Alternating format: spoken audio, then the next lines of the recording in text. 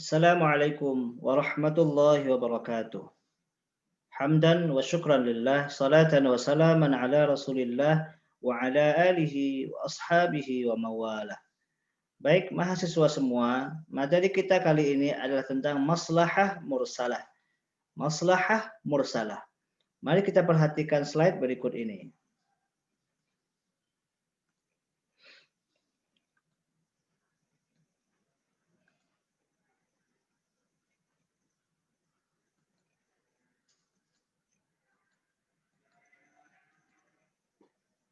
Kita mulai dari pengertian maslahah mursalah.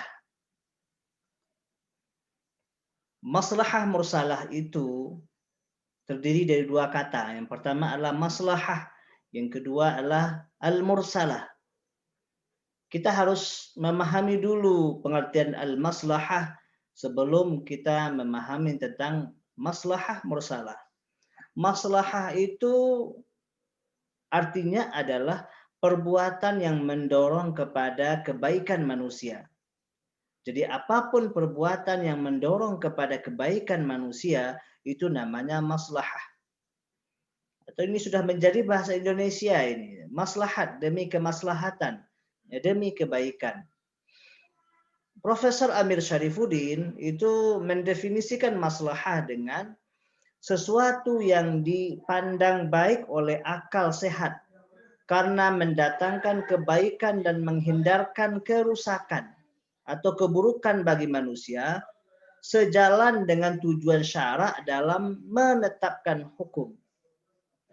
Sesuatu yang dipandang baik oleh akal sehat karena mendatangkan kebaikan dan menghindarkan keburukan atau kerusakan bagi manusia sejalan dengan tujuan syara dalam penetapan hukum. Ini pengertian dari maslahah. Selanjutnya kita lihat pembagian maslahah. Pembagian maslahah dilihat dari adanya keserasian anggapan baik oleh akal dengan tujuan syara. Ya, apakah serasi antara akal kita dengan tujuan syara? Ya, apakah yang kita anggap baik itu juga dianggap baik oleh Allah atau tidak? Nah, ini yang poin yang kita bahas di sini. Pembagian maslahah dilihat dari adanya keserasian anggapan baik oleh akal dengan tujuan syara dibagi menjadi tiga. Yang pertama adalah maslahah mu'tabarah. Mu'tabarah itu artinya dianggap. Atau ada juga yang membahasakan dengan maslahah masyru'ah. Apa itu maslahah mu'tabarah atau maslahah masyru'ah? Maslahah kebaikan yang diperhitungkan oleh syari' sehingga ditetapkan sebuah hukum untuk mewujudkan kemaslahatan itu. Apa yang dimaksud dengan maslahah mu'tabarah itu? Kemaslahatan yang memang maslahat menurut Allah. Kemaslahatan yang baik menurut akal kita dan juga baik menurut Allah. Dari mana kita tahu baik menurut Allah? Allah turunkan ayat untuk memerintahkan kita mewujudkan kemaslahatan itu. Ya, jadi kemaslahatan yang baik menurut akal manusia dan juga baik menurut Allah. Sehingga Allah menyuruh kita untuk mewujudkan kemaslahatan itu. Apa contohnya? Contohnya adalah tidak bolehnya menggauli istri ketika dia sedang haid. Tidak bolehnya menggauli istri ketika dia sedang haid itu adalah kemaslahatan. Menurut logika manusia, bahkan dari segi ilmu kedokteran, ya, menggauli istri ketika sedang haid itu tidak baik. Maka melarang atau tidak bolehnya menggauli istri ketika dia haid itu adalah sebuah kemaslahatan. Baik menurut akal manusia dan juga baik menurut Allah. Sehingga Allah larang seorang suami menggauli istrinya ketika istrinya sedang haid. Ini yang namanya maslahah mu'tabarah atau maslahah masyru'ah. Yang kedua adalah maslahah mulghah. Mulghah ini dihapus bahasanya. Apa itu maslahah mulghah? Maslahah yang dianggap baik oleh akal tapi tidak dianggap baik oleh syari' atau oleh Allah. Sehingga ditetapkan hukum untuk melarangnya. Menurut otak manusia itu baik, tetapi menurut Allah itu tidak baik, sehingga Allah larang itu. Apa contohnya? Tidak boleh emansipasi wanita. Atau ketika ada sekelompok orang mengatakan bahwasanya jika laki-laki itu diperbolehkan memiliki pasangan lebih dari satu, maka perempuan pun harus boleh memiliki suami lebih dari satu. Kenapa? Karena setara antara laki-laki dengan perempuan. Menurut otak mereka itu baik. Tetapi menurut Allah itu tidak baik. Sehingga Allah larang perempuan memiliki suami lebih dari satu. Itu namanya maslahah mulghah. Menurut otak manusia baik, tapi menurut Allah itu tidak baik. Yang ketiga namanya maslahah mursalah. Mursalah, mursalah itu sama artinya dengan risalah. Kita kalau belajar bahasa Arab ada namanya risalah. Risalah itu artinya surat. Ya, kapan sesuatu itu menjadi surat? Ketika dilepas, ketika dikirim. Ketika seseorang menyatakan perasaannya di sebuah buku, kemudian dia tidak mengirim tulisannya itu, maka itu namanya diari. Tapi ketika dia mengirim tulisannya itu kepada orang yang ada dalam tulisan itu, maka baru namanya surat. Jadi risalah surat itu dinamakan risalah karena dilepaskan dari tangan, karena dikirim. Mursalah pun seperti itu. Mursalah itu dilepaskan artinya. Apa maksudnya? Maslahah yang apa maksud maslahah mursalah itu? Maslahah yang dianggap baik oleh akal tapi tidak ada keterangan apakah dianggap baik oleh syari atau tidak, sehingga tidak ditemukan hukum yang menetapkan hukum untuk mewujudkannya atau tidak. Jadi menurut otak manusia baik, tapi menurut Allah kita nggak tahu apakah baik atau tidak. Artinya apa? Diserahkan kepada manusia untuk menentukan hukumnya.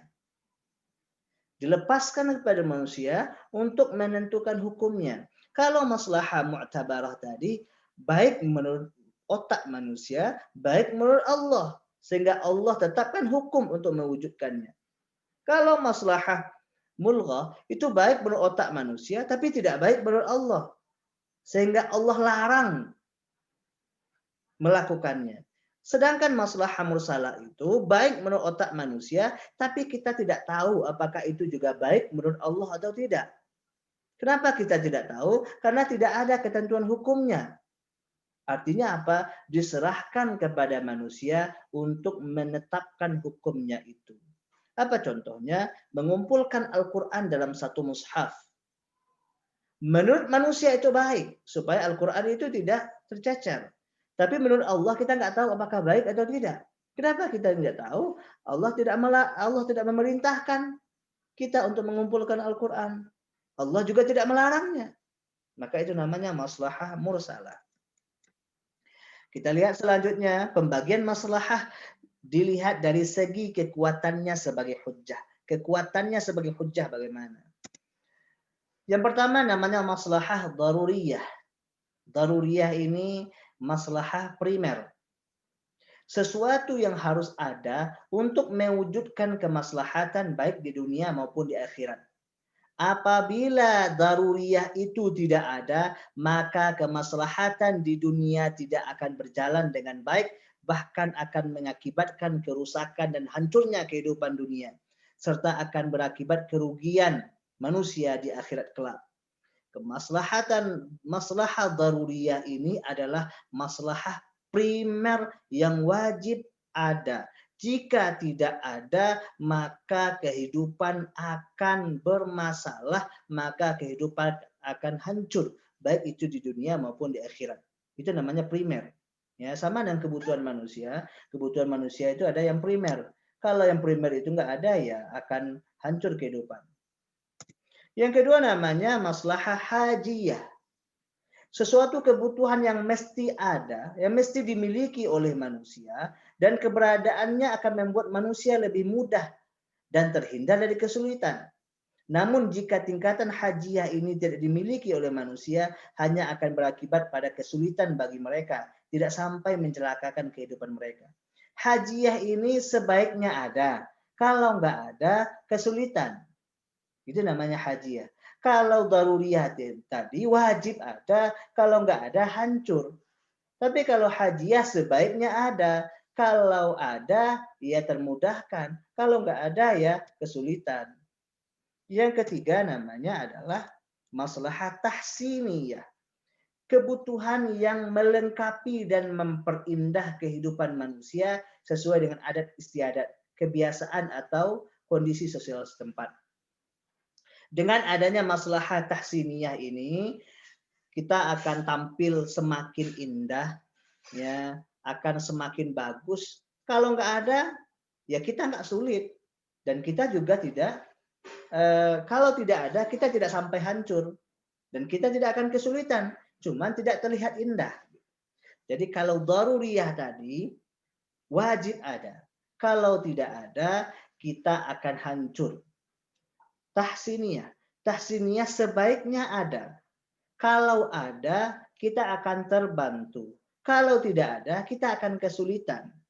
Yang ketiga, tahsiniyah, sebagusnya ada. Jika ada, kita akan tampil indah. Tapi kalau seandainya tidak ada, ya tidak indah saja. Dan kita tidak akan mengalami kesulitan. Ya, tentu yang daruriyah tadi yang harus ada itulah yang kemaslahatan yang harus diwujudkan. Kita lihat maslahah mursalah. Tadi hanya sekilas berbicara tentang maslahah mursalah. Kita lihat apa itu maslahah mursalah dalam pengertian usul fikih. Al-wasfu alladhi yulaimu tasarrufati asy-syar'i wa maqasidihi walakin lam yashhad lahu dalilun muayyanun min asy-syar'i bil i'tibari awil ilgha'i. Maslahat yang selaras dengan tujuan syariat Islam. Ya. Menurut otak manusia baik, menurut syariat Islam juga baik. Akan tetapi tidak ada dalil tertentu yang menyatakan maslahat itu diakui atau ditolak. Itu ya, inilah yang Bapak sampaikan tadi, kemaslahatan yang menurut otak manusia baik, tapi menurut Allah kita nggak tahu apakah baik atau tidak. Namun itu sejalan dengan tujuan syariat Islam. Apa contohnya? Banyak sekali contohnya. Ya, contoh maslahah mursalah yang membangun sekolah. Allah dan Rasulnya tidak menyuruh kita untuk membangun sekolah, membuat lembaga pendidikan. Yang Allah suruh itu adalah belajar. Ya, membangun sekolah itu sejalan dengan belajar tadi. Ya, jadi menurut otak kita membangun sekolah itu baik, tapi menurut Allah kita nggak tahu apakah baik atau tidak. Kenapa? Karena Allah tak menyuruh kita mendirikan sekolah, Allah juga tidak larang kita mendirikan sekolah. Yang Allah suruh itu kita adalah untuk belajar. Sekolah ini sejalan dengan belajar. Kenapa? Karena sekolah ini fasilitas untuk belajar. Itulah contoh maslahah mursalah. Dasar hukum maslahah mursalah. Apa dasar hukum maslahah mursalah? 1. Kehidupan manusia akan terus berkembang. Kemaslahatan manusia akan terus berubah dan bertambah. Jika tidak ada ketentuan hukum yang menjelaskan tentang status semua kemaslahatan itu, maka manusia akan merasa kesulitan. Menyulitkan manusia itu bertentangan dengan tujuan syariah atau maqasid syariah, yaitu menjaga dan mewujudkan kemaslahatan manusia. Setiap permasalahan yang terjadi, setiap kejadian yang terjadi, tentu kita perlu mengetahui status hukumnya apa. Supaya kita bisa melakukannya atau meninggalkan. Sedangkan dalam Al-Quran atau hadis, itu hadis dan ayat terbatas. Ya, maka memerlukan maslahah mursalah. Kalau bisa kita kiaskan, ya kita kiaskan. Sekarang kita nggak bisa mengkiaskannya. Kemana akan kita kiaskan? Karena permasalahannya baru muncul. Ya, maka disinilah dibutuhkannya maslahah mursalah. Yang kedua, hukum syarak berlaku sesuai dengan usaha untuk menjaga kemaslahatan dan mewujudkannya menjadi rahmatan lil alamin, sesuai dengan firman Allah dalam surah Al-Anbiya ayat 107. Dan kami tidak mengutusmu melainkan untuk menjadi rahmat bagi sekalian alam. Dan mesti mengakui semua jenis maslahah walaupun secara dugaan atau zon dalam menggali ilat hukumnya, karena beramal dengan dalil yang zon itu hukumnya wajib. Ya, mewujudkan kemaslahatan itu tentu harus kita lakukan. Yang ketiga, menjaga kemaslahatan itu lebih sering digunakan oleh para sahabat tabi'in dan para imam dalam ijtihad mereka dibandingkan dengan qiyas. Jadi kalau seandainya kita lihat hukum yang diputuskan dengan qiyas, kemudian ada hukum yang diputuskan dengan maslahah mursalah, maka hukum yang diputuskan dengan maslahat ini lebih banyak dibandingkan dengan hukum yang diputuskan dengan qiyas. Bahkan menjaga kemaslahatan hampir sama levelnya dengan metode ijtihad dengan ijma. Dasarnya adalah ketika Abu Bakar mengumpulkan Al-Quran yang berserakan dalam satu mushaf atas saran dari Umar dengan ungkapan demi Allah sesungguhnya itu baik dan kemaslahatan bagi Islam. Ya, jadi kenapa Umar bin Khattab ya mengusulkan kepada Abu Bakar As-Siddiq untuk mengumpulkan mushaf-mushaf yang berserakan itu ya untuk kemaslahatan umat Islam.